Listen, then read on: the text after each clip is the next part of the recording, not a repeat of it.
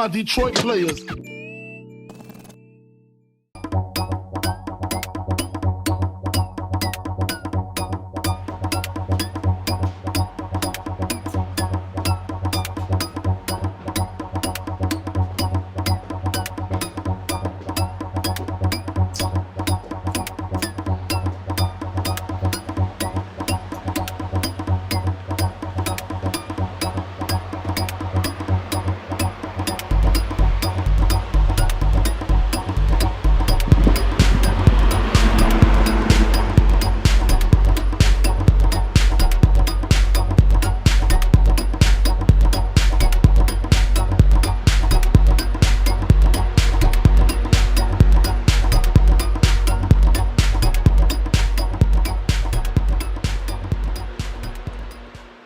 Like the main question that I have is one, is this place haunted? It was haunted. How did you unhaunt it? We got rid of the lady's stuff. When we had her stuff that we bought from the estate, everything was haunted for a while. And then slowly we sold off or got rid of her things. And once we got rid of the last thing, she went away. So do you do that regularly? Just buy just a big lot of stuff Yeah, from an estate? yeah. People die and they have property to dispose of, and we get called and we end up buying stuff, books mostly, but we buy other things. We bought a 18th century compass yesterday, so doesn't fit here, but it's still nice looking. Real cool, I bet. Yeah, it is. You should see it.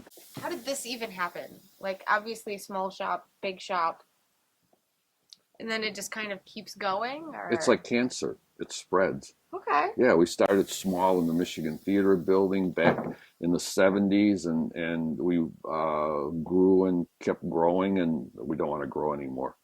I mean, like, at what point do you make the transition between this is all of my stuff, I just have a lot of it, to I'm going to start selling this stuff? Well, I never really collected this stuff, so I didn't have a conflict of interest. Okay. I accumulated it, and then I said, I got to get rid of it, so we decided to sell it. Okay. It seems logical. Yeah, I try not to have conflicts. It's like a bartender who's an alcoholic. It just doesn't work out, Oh, I know plenty of them. Well, eventually it doesn't work out. Yeah. So, I guess what's your favorite part about the whole process? Meeting real interesting people. Yeah? That's what I find. There's a lot of interesting people in this city and people that come in from outstate, and it's just nice to meet them. Talk to them, see what they're looking for. You find people that have different interests that you didn't even know existed. So it broadens the spectrum of life when you meet a lot of people with different interests. Do you maintain those relationships, or do you just kind of like meet people as they come through? Well, most of them are in passing because that's how life is. But Yeah. there are some that we maintain for years. Then you buy their stuff and they haunt you. Well, it happens on occasion. Really? Not always. I don't know if I could dispose of the things of someone I knew. Yeah, we've done it That's a so few odd. times. It's hard. What would you say is like average customer activity? Is it more of a come in, ask for what you're looking for, or is it do most people go for the adventure? Oh, people come in. I mean, we get people that are homeless that come in and get our free books in the lobby, and we have people that come in here that are rich. It's the whole spectrum. Well, bookstores are good for that. Yeah, but bookstores are dying. So. Well, how can we save them?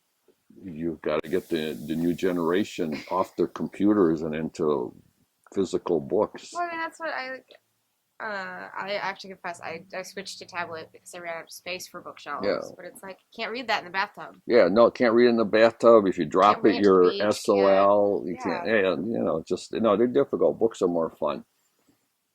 But the new generation's growing up is computer literate, with the internet and all that. So it's not conducive to continuing selling books to that extent like it used to be. I can feel that, yeah. I personally have a very, kind of relationship with technology. Yeah. So, I love that you don't catalog and network and do the thing. Nope, we don't do any of that stuff. Cool. So, any more questions? No. Okay. Good. Okay. Remember, cut out the bad parts. So this is Deb. Hi. I guess the big thing is just everything here obviously came from somewhere, including you. So how did you wind up here of all places? Most of the people came here from other professions. Okay. For example, I was doing accounting for a living, and I needed a life transition. Well, I'd always shop the bookstore, and I thought, where do I want to be? And I thought, well, books are my favorite entity. So I sent a resume, and Mr. King said, come on in, and I've been here ever since. Oh wow.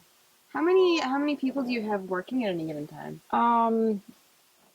Within the store, between the two buildings, there's about 13 people. Okay, but we have a floor manager for each floor.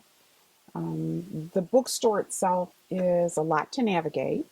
So each of our floor managers manages what would be considered about the size of two normal bookstores. We have about 36,000 square feet here. That's a lot of books. Okay. And one of the things about book selling is it's nice to be able to suggest things to people and actually know what's in the book. Totally. It's not like, even though it's great that people read blogs and they follow other readers' suggestions, a lot of times people come with no suggestion at all in mind. Oh, absolutely. So you kind of need to be a person that appreciates books. And that's what we look for in our staff members. We really expect people to remember titles and authors because we're not a database store.